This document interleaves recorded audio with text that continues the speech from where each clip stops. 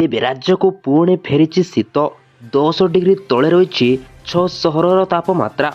ଯେ ଉଦୟଗିରିରେ 7.4 ଡିଗ୍ରୀ, ରାଉରକେଲାରେ 7.7 ଡିଗ୍ରୀ, ରାଉରକେଲାରେ 8.1 ଡିଗ୍ରୀ ସେଲସିୟସ୍ ରେକର୍ଡ କରାଯାଇଛି। ତେବେ ସେମଲିଗୁଡ଼ା ଠାରେ 8.6 ଡିଗ୍ରୀ, କିରେଇରେ 9.3 ଡିଗ୍ରୀ, ଦାରିଙ୍ଗବାଡ଼ିରେ 9.5 ଡିଗ୍ରୀ, ଭୁବନେଶ୍ୱରରେ 13.5 ଡିଗ୍ରୀ ଏବଂ କଟକରେ ତାପମାତ୍ରା 13.4 ଡିଗ୍ରୀ ରେକର୍ଡ କରାଯାଇଛି। ତେବେ ବୁଧବାର ରାତିରେ ଦାରିଙ୍ଗବାଡ଼ିରେ 10 ଡିଗ୍ରୀ, ରାଉରକେଲାରେ 10.1 ଡିଗ୍ରୀ, ଝାରସୁଗୁଡ଼ାରେ 10.4 ଡିଗ୍ରୀ, ଫୁଲବାଣୀରେ 12 ଡିଗ୍ରୀ, କେନ୍ଦୁଝରରେ 12.5 ଡିଗ୍ରୀ, ସୁନ୍ଦରଗଡ଼ ଜିଲ୍ଲାରେ 12.6 ଡିଗ୍ରୀ, କୋରାପୁଟରେ 13.1 ଡିଗ୍ରୀ, ବାରିପଦାରେ 12.6 ଡିଗ୍ରୀ, ଭବାନୀପାଟଣା ଓ ନବରଙ୍ଗପୁରରେ 13.8 ଡିଗ୍ରୀ, ଭଦ୍ରକରେ 14 ଡିଗ୍ରୀ, ଢେଙ୍କାନାଳରେ 14.1 ଡିଗ୍ରୀ, ରାୟଗଡ଼ାରେ 14.4 ଡିଗ୍ରୀ, ସମ୍ବଲପୁରରେ 5.2 ଡିଗ୍ରୀ, ବଲାଙ୍ଗୀର ଠାରେ ରାତିର ତାପମାତ୍ରା 15.5 ଡିଗ୍ରୀ ରହିଥିବା ବେଳେ କଟକରେ